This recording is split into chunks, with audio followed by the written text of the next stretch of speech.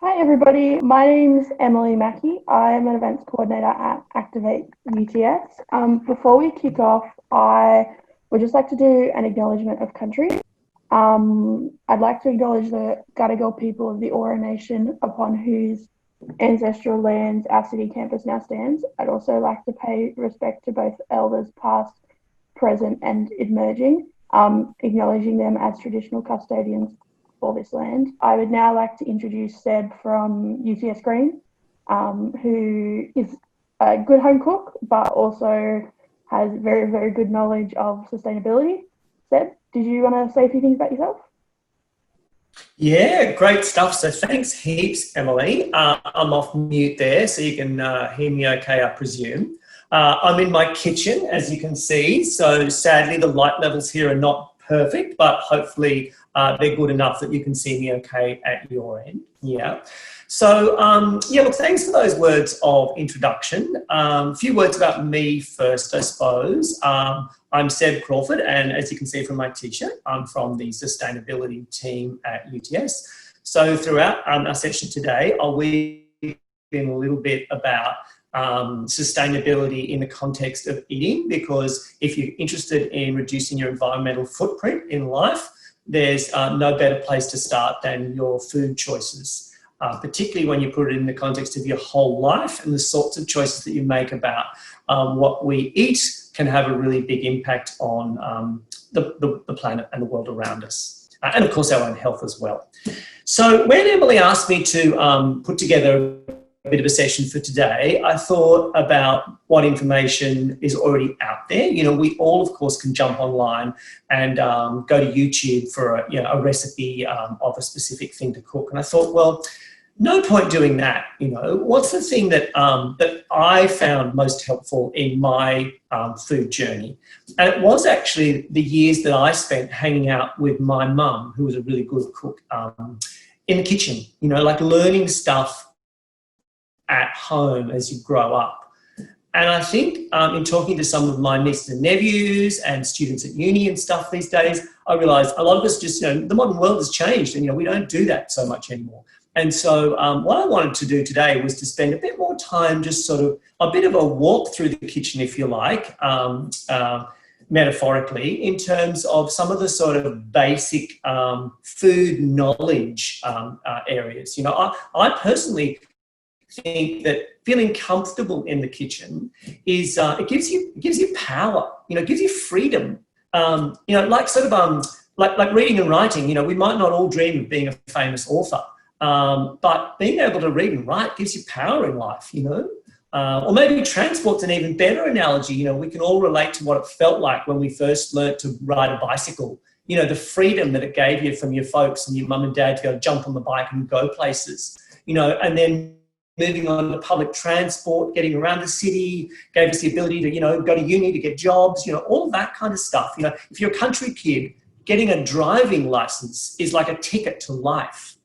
And I sort of feel the same way about feeling comfortable in the kitchen. We might not all be dreamed to be a master chef, on My Kitchen Rules or whatever, but feeling comfortable to say to your friends, come over to my place tonight and, hey, I'll just whip up some pasta, you bring the beers, and let's just hang out at home.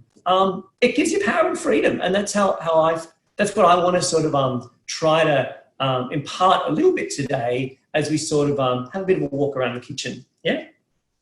So in terms of format, to make it a bit more interactive, I think Emily and I are going to run a couple of quizzes. So we'll do a little bit. We'll ask you for how you do things a bit. So we'll run a few quizzes. And feel free to ask questions throughout using the chat, putting your hand up, whatever. And I'll throw back to Emily, and Emily can maybe collate some of those thematically as we go through. Yeah. All right, so let's get started. I wanted to start a bit talking about utensils, the tools in the kitchen. And the first one is a rice cooker. You can see my rice cooker over there. Can you see it down there?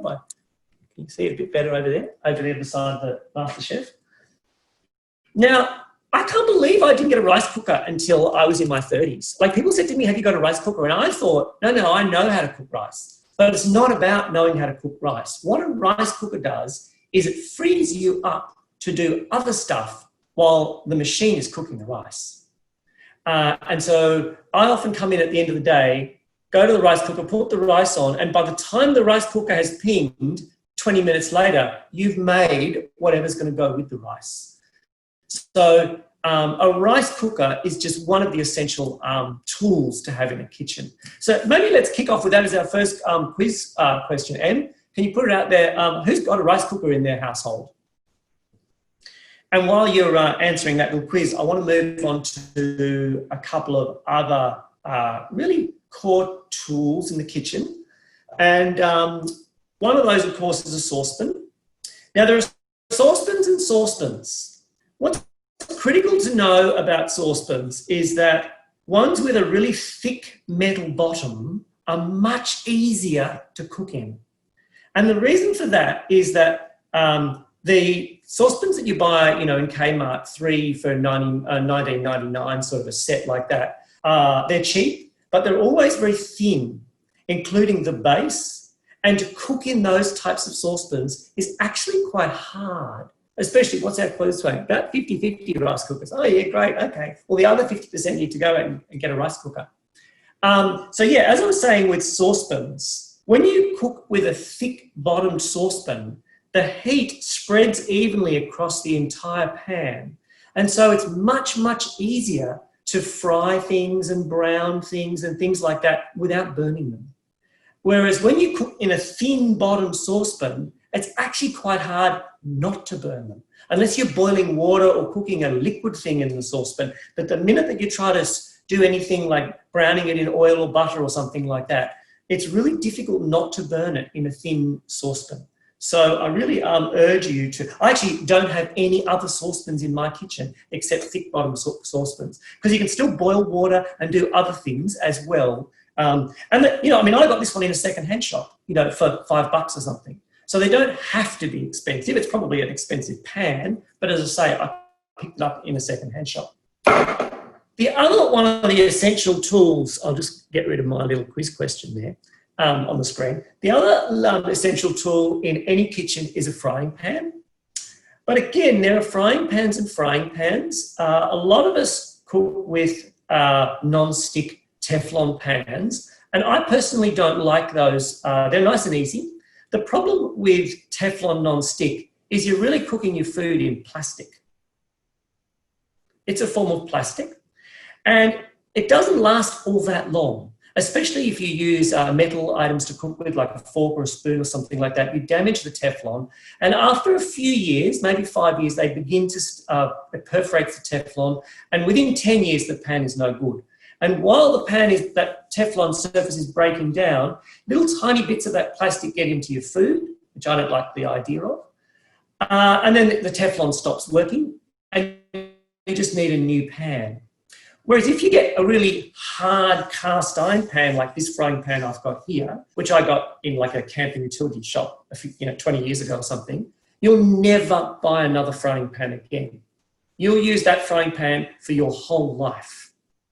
And so that kind of cookware is the kind of cookware that I like, that I'm not going to throw out. Because unfortunately, those Teflon pans, which last for 10 years or so, they can't be recycled even though they're made of aluminium. And so they go into landfill.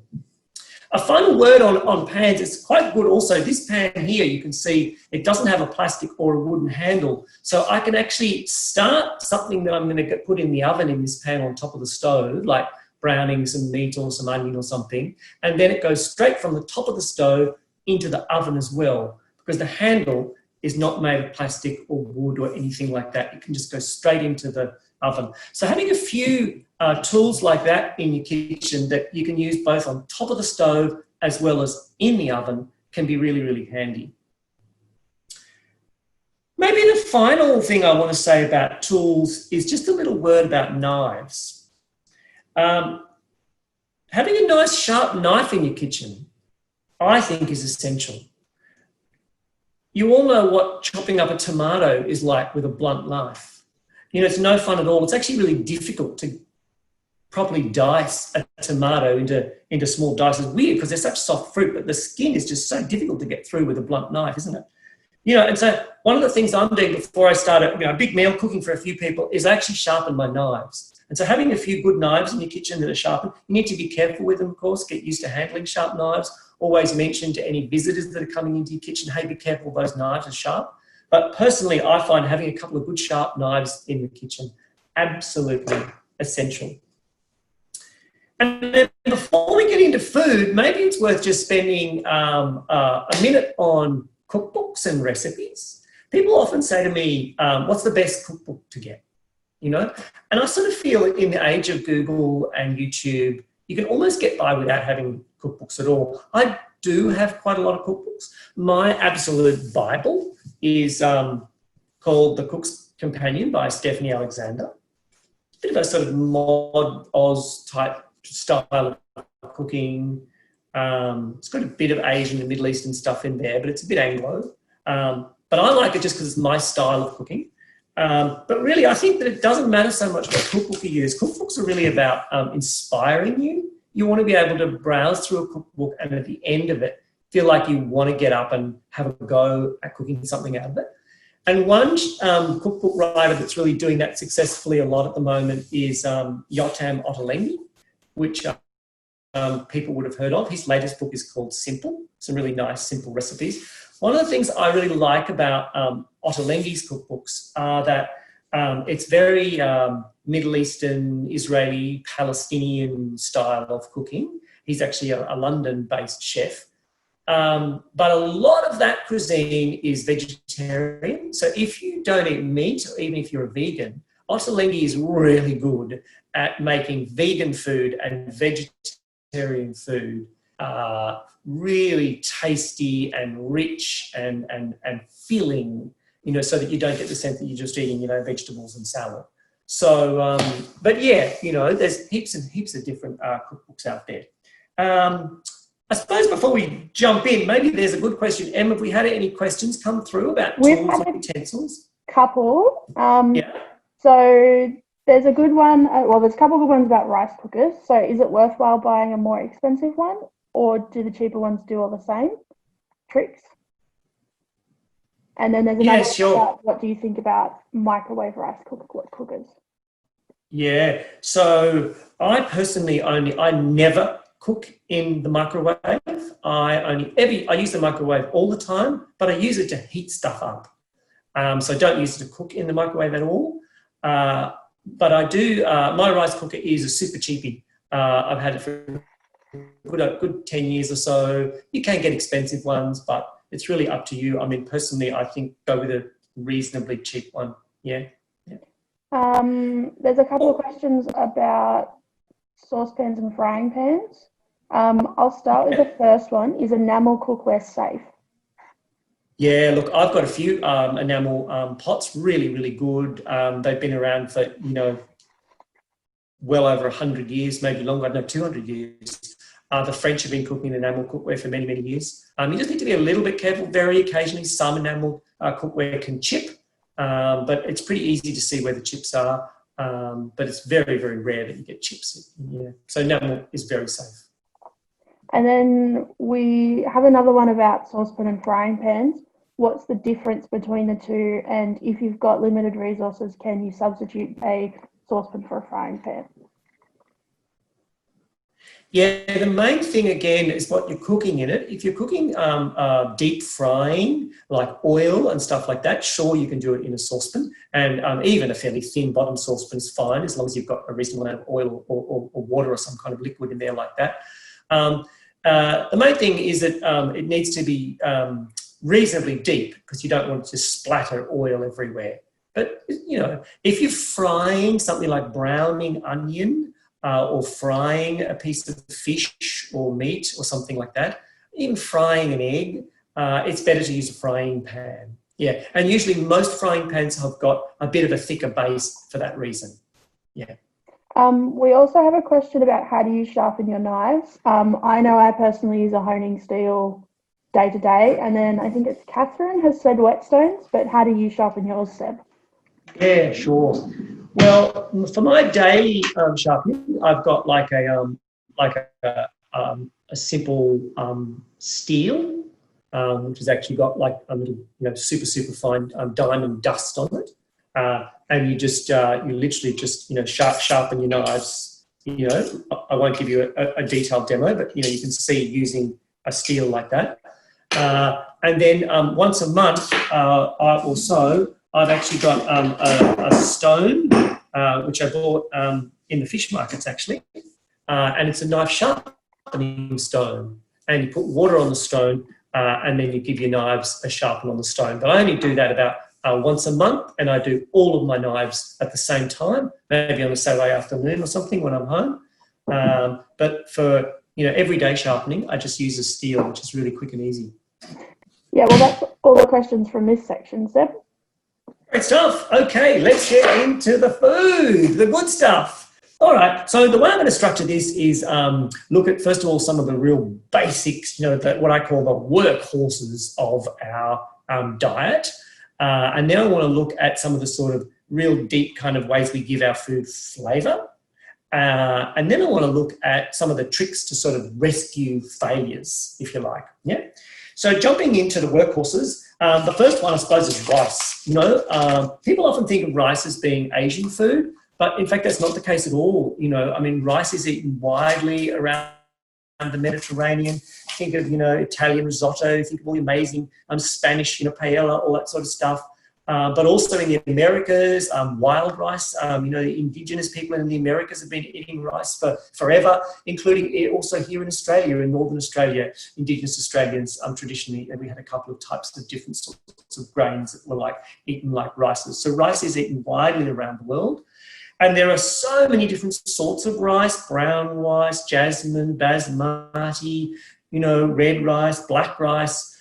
So heaps and heaps of different sorts of rices. So I really encourage people to explore different rices outside what you might actually traditionally be used to.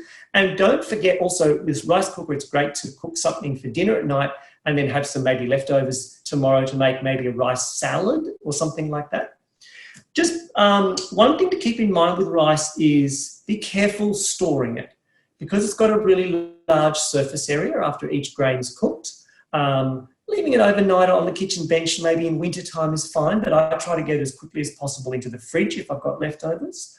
I certainly wouldn't eat anything rice left on the kitchen bench for any longer than, say, 24 hours. I'd actually throw that rice out. Even though I'm a deep greenie at heart and I hate throwing out food, I wouldn't eat rice that's been left more than 24 hours. And the reason for on the kitchen bench. In the fridge, maybe it's okay for a few days, but not much more than that. And the reason for that is that certain molds and funguses grow on rice, which can be problematic. So don't keep cooked rice too long. Yeah. The other really major workhorse in the kitchen, of course, is pasta, and of course spaghetti, pasta. Noodles fall into that same sort of pasta category. And people might not initially think of it, but so does couscous. So couscous is widely used throughout northern Africa, Morocco, that whole band of nations across the northern African continent. The great thing about couscous, if you're time poor, couscous is your friend. My partner sometimes says, coming home at night, let's just get takeaway tonight. And I say, actually, it's quicker. I'll just whip something up. It's actually quicker and easier to do something. You can have a warm couscous meal on the table quicker than you can order in, and of course it's way cheaper than Uber Eats. So the beautiful thing about couscous is you don't need to cook it. You just use boiling water. So you just heat up a dish, pour in the boiling water, and then while it's actually soaking up that hot water and becoming soft, you're getting ready what you want to put with the couscous. So couscous is a fantastic time saver and cheap. And again, I normally make something in the evening for dinner and then have enough for leftovers for lunch tomorrow, the day after. Okay, so moving along to what we're going to put on rice and noodles. So thinking about sauces, so things like curries and stuff like that. So, of course, the simple and easiest way is to start off with pre-made sauces. Now, these days I don't use these at all. I make sauces from scratch. But hey, they're a really good shortcut savour, but they're also great when you are learning. They're often a bit tasteless, I find, they taste a bit factory made. And so one trick is to start with this, but then add some other stuff for a bit more flavour. And so one of the tricks you can use is to look at the label on the back and look at what's already in here and then just add a bit more of that. So for example, this one's basically, tomato, garlic, onions. So just frying a tomato with a little bit of garlic and then pouring this in will really zing the flavour of this with a little bit of extra garlic and onion. Or say with curries. Now again, some of these pre-made curry pastes are really handy. These are Thai ones, Mei Ploy are a good brand. The great thing about these ones is they don't just say spices and herbs on the back. They actually tell you which spices and herbs they've got in them. So quite often what I do with these is I look at that and I go, so it's actually got coriander, cumin, turmeric, fennel, ginger. I've got some of that in my spice mix, and I add a bit more of that into here, and it really lifts the basic spice mix. And you can do that for Indian curries, any of the curries, any of the Asian sorts of things. So it's a great way of zinging up factory-made, bought sauces and pastes and things like that. Yeah. One thing that might be, let's run another quiz at this point, Em. I'd really like to know who eats meat and who is either vegan or vegetarian. So tell us if you're a vegan or a veggie, or whether you actually eat meat. That'd be really handy to know. So the reason that I ask that is staying with the workhorse ingredients for a little while. The next sort of family of workhorse ingredients, if you like, are the legumes, the pulses. So legume is the plant and pulses is what comes out of it. So it's all the stuff like beans and chickpeas and lentils. And, this really is, forms the core of a lot of cuisines around the world, like Middle Eastern cuisine, falafels, that sort of stuff. A lot of Indian food is based on, chickpeas and lentils and that sort of stuff. So we've got about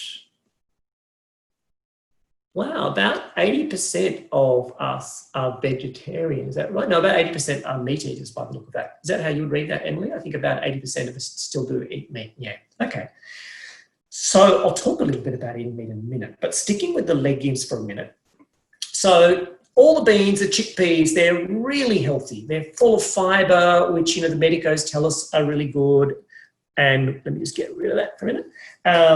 And so eating lots of chickpeas and lentils and beans and stuff in our diet is great for our health. They're also super cheap and they're super easy and super good to use.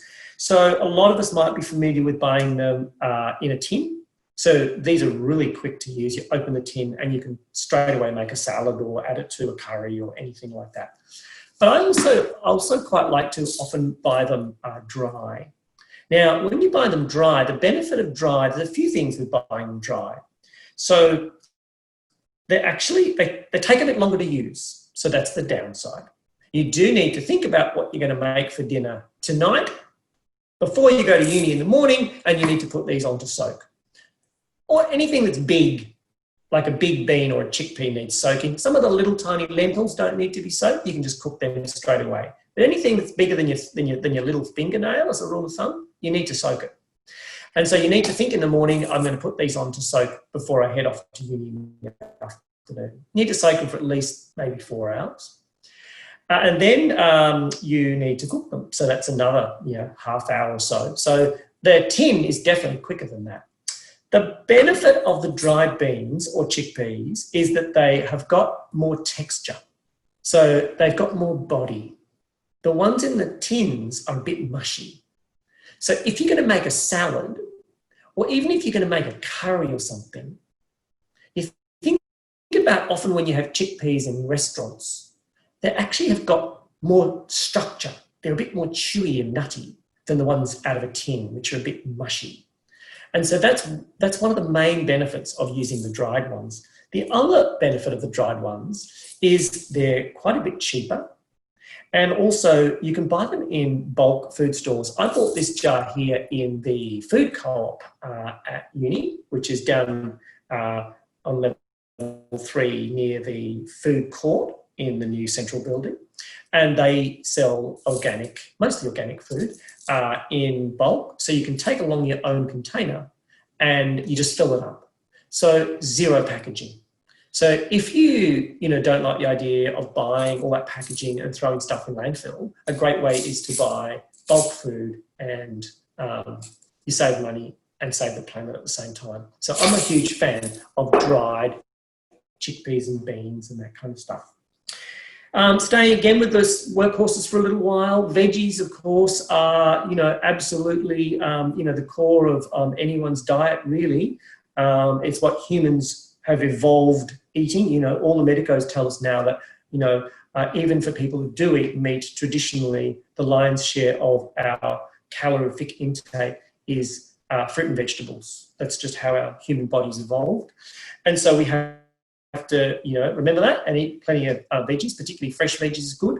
The thing that frustrates me a bit about buying veggies from Woolies and Coles is that they really rely on people not knowing what's in season. And so stuff tends to stay the same price throughout the whole year. Whereas when you buy veggies from veggie shops or even somewhere like Harris Farm, there's often quite big fluctuations in price, but also in quality throughout the year. And so you can go to somewhere like Harris Farm and you'll generally find the stuff that's really cheap is actually what's in season. And that's actually also when it's at its absolute best. So for example, at the moment, we're sort of coming into winter, so things like cabbage, cauliflower, broccoli, those sorts of winter vegetables are in season. I bought a Chinese cabbage last week, which literally was twice, the size of 2 of my heads. It was absolutely enormous, one of the biggest Chinese cabbages I've ever seen. And it was $2.50, just the most glorious, crunchy Chinese cabbage.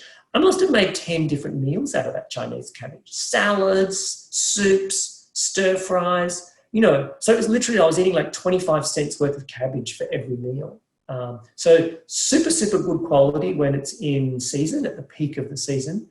And if you buy it from veggie shops that reflect what's in season, it's often at its cheapest at that time of year as well. So I really encourage you to, get a bit familiar with what's in season. I was in Harris Farm only yesterday and I saw cherries there. And I was like, what? Cherries? They've been flown in from America. Cherries are only in the deep, deep middle of summer.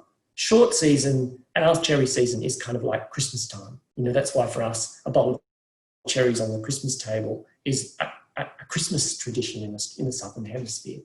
And so they're only in season now in the Northern Hemisphere. So to buy them, think of the carbon miles of buying cherries at this time of year. It's nuts. Finally, just on salads and veggies for a minute as well. It's also interesting to think about veggies that can be used both raw and cooked, because that gives you the power to make something like a veggie curry out of something, but also maybe a salad. So things that don't have to be cooked, like capsicums or carrots or tomatoes, you can use for both raw or a potato, which I adore and I eat lots of. You've always got to cook that. So it's not quite as versatile. So whenever I'm in the shop buying veggies, I always make sure that a good mix of what I've got in my trolley can be eaten raw as well as cooked.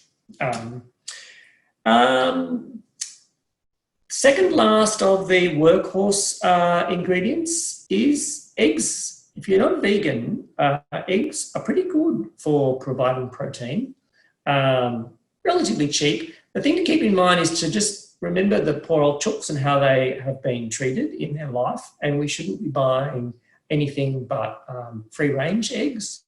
And the basic rule of thumb there is have a look at the egg carton and don't buy anything that has got, they usually have the stocking density written on the egg carton, and don't buy anything that's more than 1,000 chickens per hectare. Even that's a bit too much, but anything less than 1,000 chooks per hectare is good. Keep the eggs in the fridge. The good thing about eggs is you haven't got to worry too much about the shelf life, because you can really easily tell whether an egg is off or not. The minute you break that egg, if the yolk and the white is looking all runny and just mixing together, don't eat it. But any egg that's off, you can smell it. So, eggs will easily last for a good few weeks in the fridge, And then the final of the workhorse ingredients before we move on is onions, garlic, and ginger. These three things I always have in the kitchen. Almost every curry or Asian stir fry or Italian sauce or whatever will have at least one of those ingredients in it. So those three things, onion, garlic, and ginger, are just the core of my pantry, and I'm never without them. All right, let's move on to some of the core ingredients. Actually, have we got any questions? Yeah, we've got a couple. Do you keep any other herbs and spices in the cupboard other than the garlic, ginger, and onion? I'll come back to that one. Yep. What herbs can be grown in a balcony only with morning sun? Yep, I'll come back to that one. Wait. That's all the questions. Okay, so the reason I said I'll come back to that is I want to move on now to the range of ingredients that really give our food punch and flavour. And herbs and spices fall into that category, yeah? So let's deal with that question on herbs, because now is a great time to be growing herbs, and I've actually put a lot of herbs in pots. They're really suited to pots. So I live in Newtown, so I don't have much of a garden. I'm lucky to have a little balcony that gets quite a lot of sun. So most herbs do need at least maybe 4 hours of sun at least a day, direct sun if you can get it.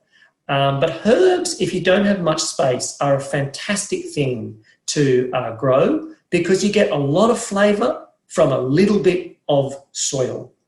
And so you think about something like really easy herbs to grow are mint.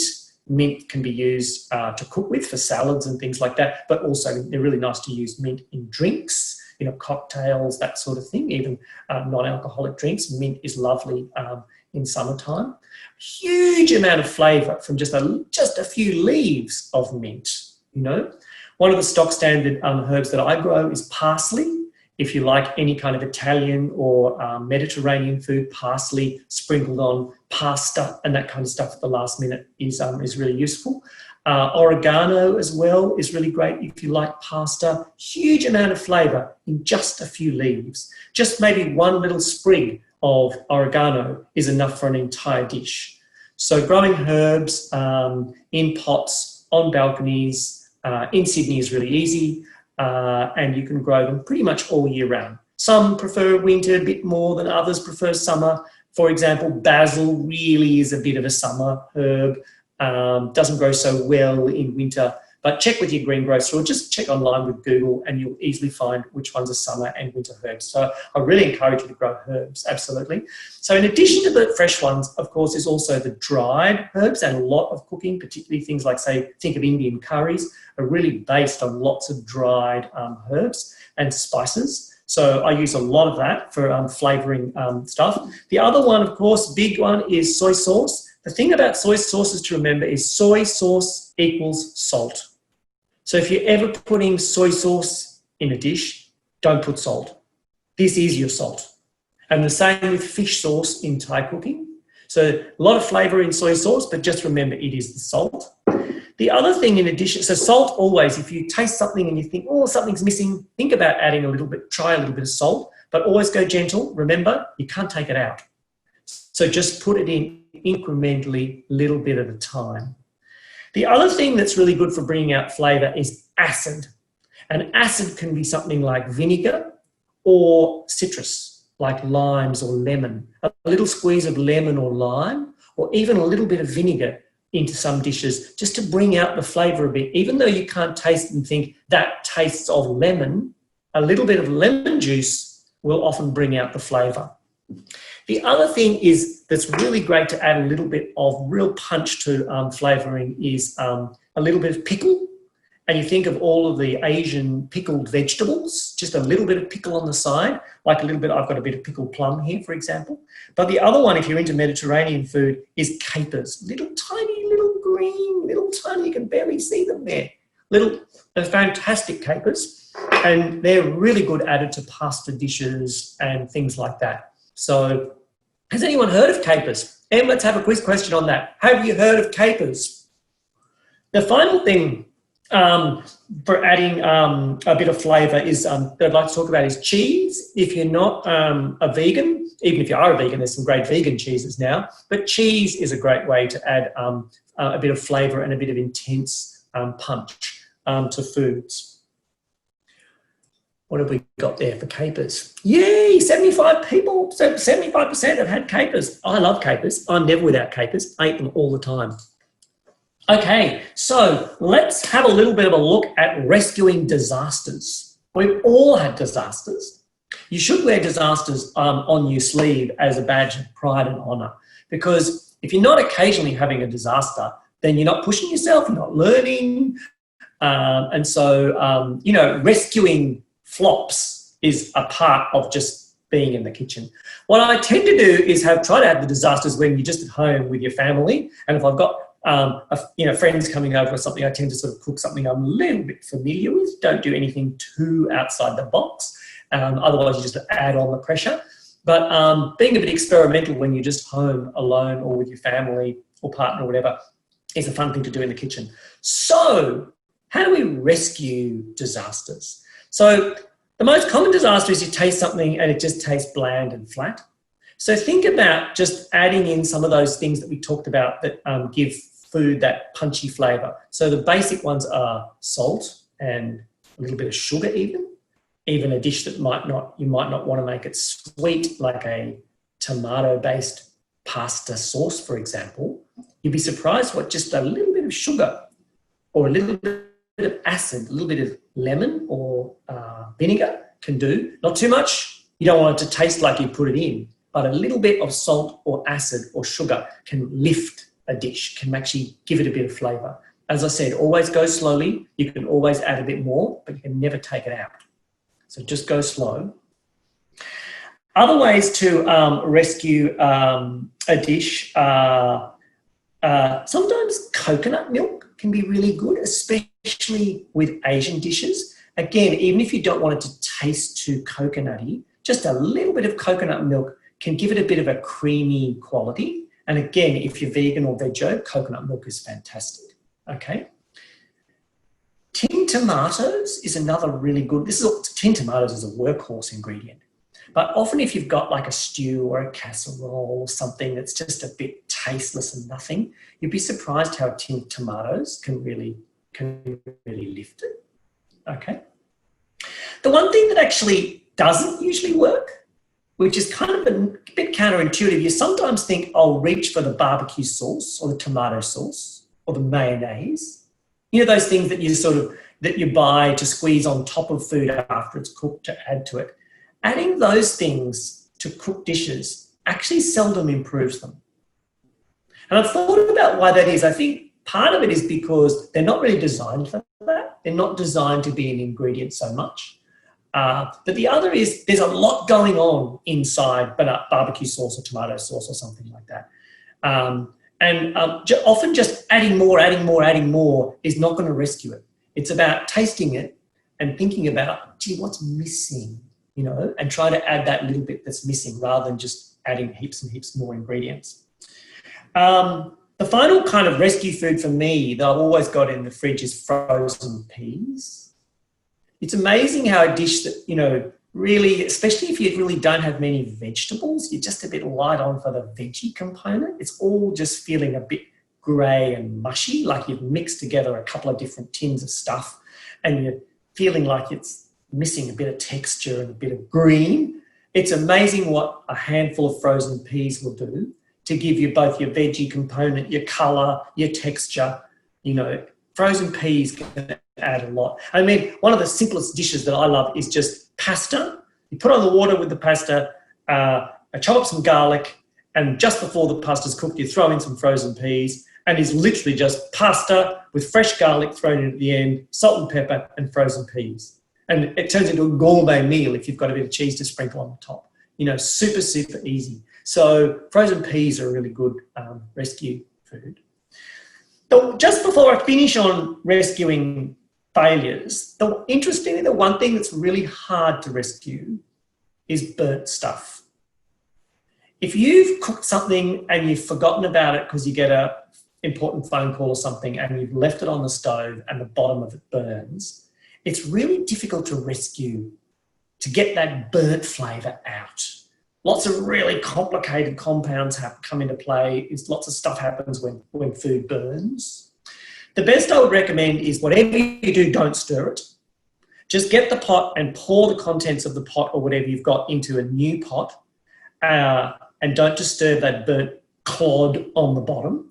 Taste what you've got in the new pot and see whether you think it tastes burnt or not. If it does, you're going to be hard-pressed to rescue it. So burnt stuff is really difficult to rescue.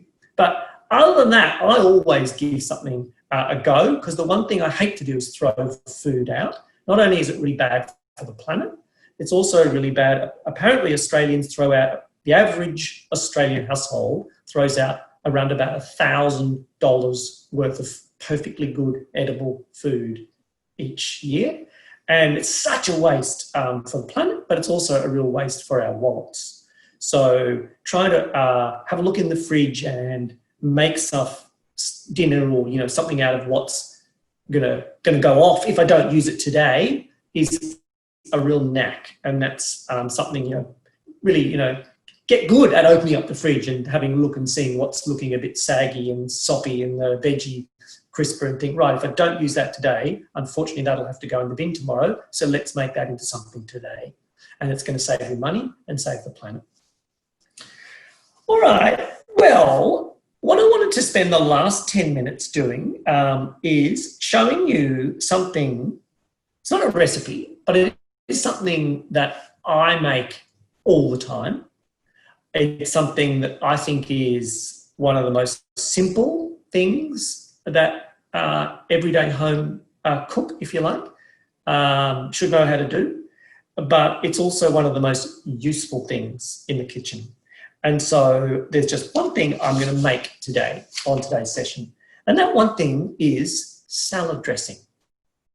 Now, it might sound really simple, but those salad dressings that you buy in the supermarket are really just flavoured, sugary water with jelly stuff in it, you know. I don't think they've got much taste at all, but they're also really expensive. And making salad dressing is so easy. And when you get used to making your own salad dressing, because let's face it, we all eat salads all the time, you know, they're really super healthy. I probably have a salad almost every day, especially when you include things like warm salads, you know, rice salads, pasta salads, those sort of salads that have got maybe roast vegetables, you know, big sort of a salad that becomes a meal as well as just an afternoon lunch type salad. Being able to make your own salad dressings is fantastic. So start with a jar, just a plain old jar from, you know, jam jar, okay? So all salad dressing starts with two key ingredients, and one is oil. And it's usually roughly 2 parts oil to 1 part acid. And the acid is usually vinegar. Okay, so let's just go 2 parts oil. And I nearly always use olive oil. Olive oil is really healthy and tastes great. And it's a bit expensive, but you don't use that much of it. You think about how much oil you need for salad dressing and you're probably barely using 5 cents worth. So even though a litre of olive oil does cost, you know, $8 or $9, you don't use very much of it. And then for this salad dressing I'm going to make today, I'm just going to use a bit of white wine vinegar, okay? So about, again, 1/3 vinegar. Now, the acid can actually be other types of acid. It could be lemon juice, for example, or maybe lime juice, okay? But vinegar is the most common. And then a little tiny bit of salt, just a pinch of salt, okay? And a little tiny pinch of pepper, okay? So that is a really, the very, put the lid on and maybe give it a little bit of shake. That is the very, very basic type of salad dressing. And you can add lots of different sorts of flavourings into that. So if you're growing herbs up on the balcony, some chopped herbs could be really nice in that. My basic salad dressing always includes a little bit of garlic. Okay, let me just get a number. I've chopped it up in advance, okay? For garlic, I use 1 little clove of garlic, okay? And I've chopped it up, finely chopped it up, okay? And I put a bit of garlic in there. The other thing that my salad dressing always has got in a little bit is a little bit of mustard, about half a spoon of just French type mustard. That's, you know, something like that. And then the final thing my stock standard dressing has got is a little bit of honey. A little bit of honey. I've got it in a little dish here, okay? I use a bit of raw honey that hasn't been pasteurised, just so it's got all of the good microbes that raw honey has. And basically, that is it. Oil and vinegar, salt and pepper, a bit of garlic, 1 clove, about half a teaspoon of mustard, and about a teaspoon of sugar. And you shake that up, and that will last in the fridge for ever, like literally months, okay? The oil might solidify if you're using olive oil, so bring it out a little bit and warm it up before you use it. Now, if you want to make an Asian style of dressing, then instead of putting honey and mustard in there, you might put a little bit of soy. Now, remember what I said about soy? Soy equals salt. So if I was putting soy in, I wouldn't put any salt in. And if I wanted to give it like a Japanese flavour, I might put a little bit of sesame oil in there as well. Not pure sesame oil because it's a bit too strong, so still mostly olive oil with just a little bit of sesame oil to give it an Asian flavour. And instead of the garlic, I might put a little bit of chopped up ginger. So, you know, you can mix and match with the types of flavours that you like that suit your style of cooking and to make salad dressings. You can even put a little bit of cheese in a salad dressing if you like, okay, or lots of fresh herbs. And so, again, it just depends what kind of dish you're making in terms of what kinds of flavourings you want to use, okay? But I have 2 or 3 different flavours of salad dressing on the go at any time. I never, ever buy salad dressing anymore. And honestly, it's amazing how often I put a really simple salad on the table and people just go, oh my God, the best bit of that meal was the salad. What was the dressing? Super, super simple, super easy, and much cheaper than buying bottled, pre-made factory salad dressings. So I urge you to get into making salad dressings. So that might be where I draw the line, I think, today, Em, and we go back to questions and just see whether people have got any questions that we can finish off on. Yeah, I just realised I missed one from earlier. It's about rice. Are some rice more sustainable to produce than others, and what is the best way to source your rice sustainably? Yeah, look, that's a really good question. Rice grown in Australia is grown pretty unsustainably in that, you know, we grow it with irrigation compared to rice grown in lots of Asia, not all of Asia, where it is actually grown in parts of the world where they get enough water. So like in places like Thailand, you know, it's mostly grown naturally with the amount of rainfall. So that's good. Brown rice is probably, it's a bit healthier for you. It hasn't been processed as much. Some of those wild rices that you get, but they're really a gourmet wild rice from North America, they actually are wild rices. So if you see a wild rice, that's very sustainable, but it's super expensive and a bit of a gourmet product. Yeah. Okay. Any other questions? Few different comments with beans. Someone cooks it in a big casserole and then freezes it into smaller portions. I'd imagine that'd help with saving costs in the long run. Absolutely. Someone else has said capers are wonderful with gravlax. I can never know if I pronounced that correct. Spot on. Capers are beautiful with gravlax and also with smoked salmon. They're one of the classic flavours. Capers and smoked salmon, capers and cured fish. Except mine always roll off when I used to have to plate them up for appetizers. Yeah, you've got to hold them on. And then we also have a suggestion of brown sugar in tomato-based sauces, e.g. for pasta and meat is the best. Yeah. What's interesting about tomatoes is they're actually quite acidic and they're quite sweet. And so sometimes adding a little bit of sugar or a little bit of acid, vinegar, something like that, not citrus, because that has got a bit too much of its own flavour, whereas vinegar doesn't have quite as much flavour as say, lemon juice. Adding just a little bit of that sometimes to tomato-based sauces when they're out of balance can really help to bring them back into balance. Yeah, so great suggestion. I got a question about throwing out food. How long should you keep something that is past the use by date? It depends on what food it is.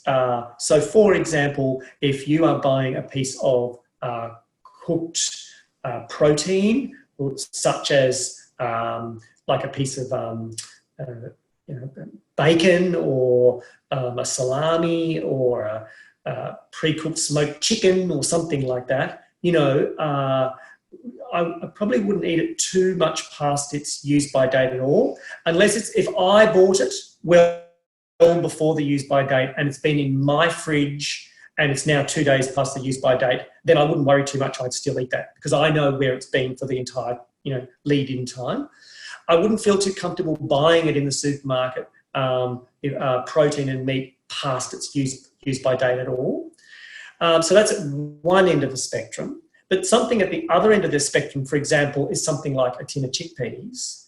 I mean, I would eat that tin of chickpeas a year after its use by date. Because really it's so well, the worst that's going to happen is that the chickpeas are just a bit too mushy. They won't be off a year after. I think that it is in a sealed tin like that, a tin vegetable especially, a tin of coconut milk a year after the use by date is still completely usable. And then in the middle are all of those foods which kind of just go a bit stale or a bit not as flavoursome, like say, crackers. Eating crackers like Jatz crackers or Sayo crackers or Vita Wheat crackers past their use by date is not going to make you sick. They're just going to be a bit stale and tasteless. So I'm often guided by what they taste like, those kinds of foods. The only foods that I really worry are the foods that potentially, when they're off, might make me sick. And they're things like particularly meat and some of the cured or wet foods. But I'm not too worried about dried food. We have another question. Any quick recipe for pickles, self-made? Sorry, I didn't hear the end. So quick recipes for... Pickles, self-made. Oh, self-made pickles. Yeah. Yeah, so good question. So there's lots of different types of pickles. So I love pickled vegetables. I've got to confess, I still buy a lot of my pickled vegetables. What I tend to do, you can have vegetables that are only lightly pickled. And so things like a little bit of beetroot or turnip or carrots, a lot of root vegetables are really lovely when they're, or actually a beautiful light pickled vegetable is a cucumber. And so you only pickle them for a short period of time, maybe a few hours, and you make up a mix, usually on the stove, of sugar. So you want a little bit of sweetness, sugar, and you want a bit of vinegar. They're the two main ingredients. And then you could, if you want, add some flavouring, like a few coriander seeds or something like that, or some type of flavouring. And then you let it cool down, usually, and then I add the sliced up root vegetable or cucumber or whatever and leave it sit for only a few hours, and then I eat it. And that's a light pickled vegetable versus long-time pickled vegetables like sauerkraut, for example, a lot of the Chinese and Japanese pickled vegetables, which have been cured over a much longer period of time. And they often take, sometimes up weeks to make, develop really good beneficial micro bacteria. In terms of, it's fantastic to eat sauerkraut and pickled vegetables for your gut biome, but it takes weeks usually to grow those kinds of bacteria, and you've got to have the right equipment to do it well. Seb, did you have anything else you wanted to touch No, on? look, I just wanted to say, great to see so many people tuning in today. As I said at the beginning, I really think feeling comfortable in the kitchen, it's not about being a master chef, it's about feeling comfortable in the kitchen, feeling that you can just invite people over to come over to your place and, you know, whip up a meal, feeling that you can wander down the aisle of the supermarket and see stuff that's on special, that's cheap, and knowing that you can just pick it up and bring it home and make great, tasty, good quality, healthy, cheap food is a great life skill to have. And so I say persevere. Cooking is fun. You know, it's a great source of enjoyment for me. I love coming home at the end of a hard day and whipping together a meal. And so I encourage you to give it a go and, yeah, enjoy cooking. Enjoy your time in the kitchen. Well, thanks for coming, everyone. I know I learned a few things, and I imagine everyone else has learned at least a couple as well. So thanks for coming, and have a good day.